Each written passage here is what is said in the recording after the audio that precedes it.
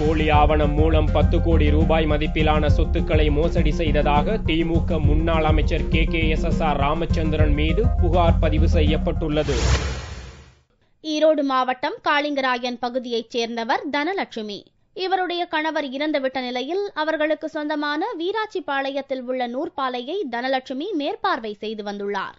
இந்நிலையில் முன்னாள் அமைச்சர் KKSSR ராமச்சந்திரன், திமுக பொதுக்குழு உறுப்பினர் மாணிக்கம் மற்றும் செந்தாமரை ஆகியோர் தனலட்சுமியை மிரட்டி போலி ஆவணங்கள் தயாரித்து நூற்பாலையில் உள்ள இயந்திரங்கள் மற்றும் அதை சுற்றியுள்ள நிலத்தை விற்று மோசடியில் ஈடுபட்டதாக குற்றம் சாட்டப்பட்டுள்ளது. இது தொடர்பாக உரிய நடவடிக்கை எடுக்க வலியுறுத்தி தனலட்சுமி சேலம் மாவட்ட SP மயில்வாகனனிடம் புகார் மனு அளித்துள்ளார்.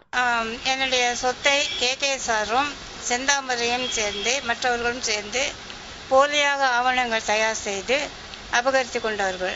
போன வருஷம் புகார் கொடுக்க சென்ற பொழுது திமுக கவர்மெண்டில் உள்ள போலீஸ்காரர் நான் கொடுத்த புகாரை கிழித்து போட்டுவிட்டு அவர்களாக எழுதி என்னிடம் கையெழுத்து வாங்கி கொண்டார்கள். நான் புகார் கொடுத்து 1 வருஷத்துக்கு மேலே ஆகிறது.